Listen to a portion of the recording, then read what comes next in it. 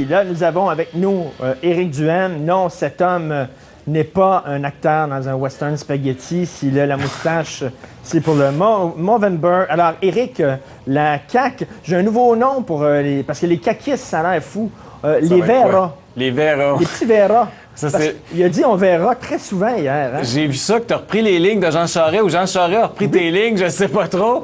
Mais écoutez, il faut quand même dire qu'hier, effectivement, il y a eu beaucoup de discussions. Puis là-dessus, les libéraux sont extraordinaires. Jean Charest, il faut lui donner ça. Là. Il est peut-être pas bon pour gérer notre argent. Il est peut-être pas bon pour être très honnête avec cet même argent-là. Mais il est très bon pour mettre des étiquettes négatives à ses adversaires. Et François Legault a ouvert le flanc un peu hier en refusant lui-même de se mettre des étiquettes et de se définir. Est-ce qu'il est souverainiste? Est-ce qu'il est fédéraliste? Est-ce qu'il est de gauche? Est-ce qu'il est de droite? En refusant de le faire, Jean Charest est en train de le faire. Fait qu'il est rendu, en anglais, c'est un separatist pour être sûr qu'il fait peur aux Anglais puis qu'il n'y a personne qui vote pour lui. Jean Charest l'a bien fait. Et en français, c'est on verra. Donc, autrement dit, c'est pas trop.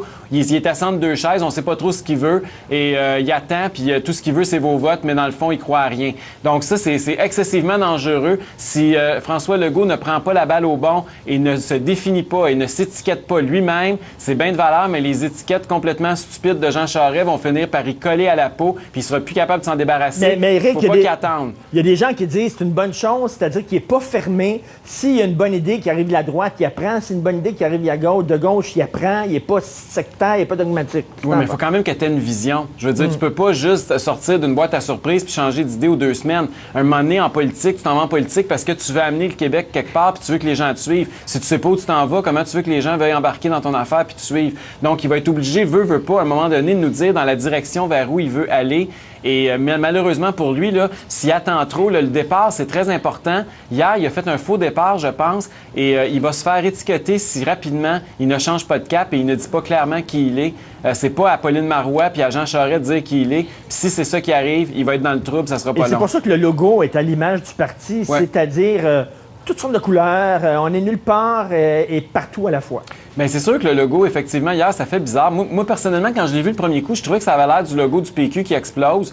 Et en fait, c'est un peu ça aussi, la coalition. Hein? C'est un peu l'éclatement du Parti québécois. Et c'est principalement un logo qui est en bleu, donc principalement des forces péquistes avec quelques autres mouvances qui viennent se greffer à ça. Peut-être des ADQistes, peut-être des libéraux fédéraux aussi, qu'on dit, peut-être des conservateurs. Mais c'est principalement un bloc péquiste avec François Legault à sa tête et d'ex-péquistes, je devrais dire. Et ça, mais en même temps, le logo, c'est un peu anecdotique. Là, ce qui est important pour lui, je pense pas que c'est le logo, ça va être le contenu. Et j'espère que c'est vers ça qu'il va concentrer ses énergies dans les prochaines semaines. Alors là, nous allons parler des retraites des fonctionnaires. Oui. Alors, il y a une série de textes qui sont publiés dans le Journal de Québec et le Journal de Montréal qui dit justement qu'il y a 2 poids, 2 mesures. Les retraités du secteur privé vont avoir de la misère. Les retraités du secteur public... Le gros fun.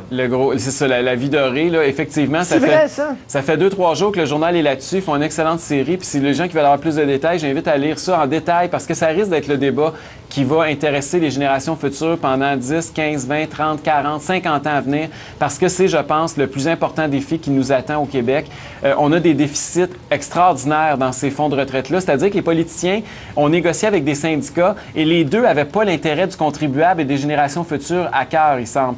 Autant, les syndicats voulaient en avoir le plus possible, puis le gouvernement voulait acheter des votes. Et ce qu'on s'est ramassé, c'est que pendant ce temps-là, ils pelletaient ça sur le dos de la génération future. Et aujourd'hui, tranquillement, on voit le déficit sortir de terre. Ils ont essayé d'abrier ça puis d'enterrer ça, sauf que là, on arrive proche du moment fatidique où il va falloir répondre. Et là, présentement, vous voyez à l'écran les chiffres de ces déficits-là. Là, vous avez, par exemple, les déficits des caisses de retraite des fonctionnaires fédéraux qui est à 208 milliards, celui de la Régie des rentes du Québec à 25 milliards et celui des fonctionnaires du gouvernement du Québec à 75 milliards. C'est des sommes astronomiques qui sont englouties, là, qu'on ne voit pas, mais qu'à un moment donné, quelqu'un va être obligé de payer. Et ces sommes-là ne prennent pas en considération aussi que quand il y a des pertes à la Caisse de dépôt et de placement, comme il y en a eu il y a 2-3 ans, de 40 milliards, et comme il risque d'en avoir cette année avec les marchés boursiers qui sont très instables ces temps-ci, bien ça, il n'y a pas un retraité qui voit son chèque diminuer. Là. Tout ce que ça fait, c'est que ça reporte encore plus de déficit sur les générations futures, sur une génération qui sera moins nombreuse.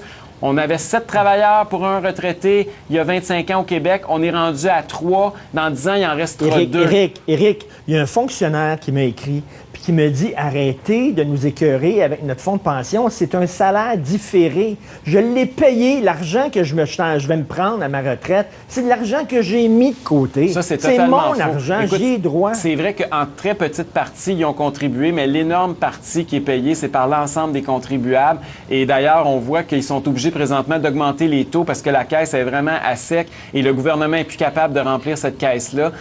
Et c'est la même chose avec la Régie des rentes, là. Écoutez, on payait 3,5 %, on est rendu à 9,9 %, on va monter à 10,6, 10,7. On parle même de monter ça à 12,5. Ça donne rien de plus aux générations futures. Là, ils vont payer 3-4 fois plus d'argent pour rien de plus. Il faut revenir sur notre entente qu'on avait avec les fonctionnaires en disant, bon, on vous a non, promis il faut ça, faire comme dans le privé. Il faut faire comme dans le privé. Il faut que quand tu payes, tu reçois de l'argent en fonction de ce que tu as payé.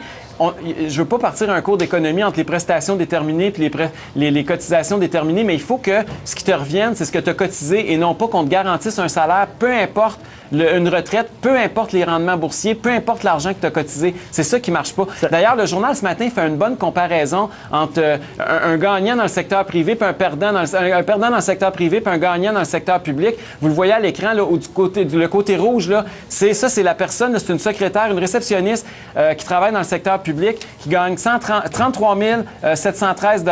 Elle travaille pendant 35 ans, elle prend sa retraite à 58 ans, 7 ans plus vite que celle qui travaille dans le privé. Elle a 0 dans ses REER. Celle dans le privé, il faut qu'elle cotise pour 150 000 $, mais son revenu total est de 26 398 $, alors que celle qui est dans le privé, c'est 22 829 $. Et celle qui est dans le privé, à 83 ans, elle n'a plus une scène dans ses REER, donc ça va commencer à diminuer. Puis si les marchés boursiers font des pertes, elle va les subir, alors que celui dans le public, aucun problème. Lui, c'est garanti, à vie blindé, bétonné, il n'y a rien à faire.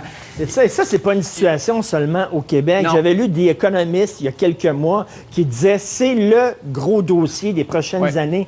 Partout à travers le monde. Ça explique l'Italie, ça explique la Grèce, ça explique... Mais il y a des pays qui font des réformes, Richard. Ça a commencé au Chili dans les années 80. Ils ont commencé à privatiser tout ça, c'est-à-dire à permettre aux travailleurs... C'est comme un gros REER, même pour les employés du secteur public, dans lequel ils cotisent. Puis quand ils retirent, c'est en fonction de ce qu'ils ont cotisé puis du risque qu'ils ont assumé ou ils ont voulu investir cet argent-là.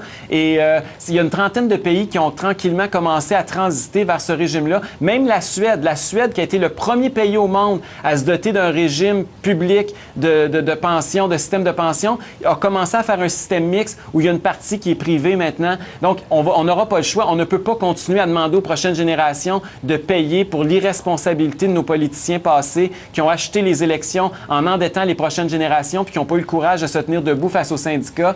Il va falloir à un moment donné qu'on fasse une réforme en profondeur. Puis d'ailleurs, pour finir avec la CAQ un peu, on a parlé de la CAQ au début. Je suis très, très content. Hier, Legault, j'ai critiqué beaucoup sa journée, mais il y a une chose qu'il a dite hier qui m'a beaucoup plu. Il a dit, puis je vais lire le journal, là, le poids des régimes de retraite publics sur les finances publiques pose désormais un problème d'équité envers les jeunes générations. Donc, la première étape, c'est de reconnaître le problème. Et François Legault, hier, l'a fait. Il faut lever notre chapeau. Tout à fait. Merci beaucoup. C'était Éric Gringo-Duhem. Merci, Richard.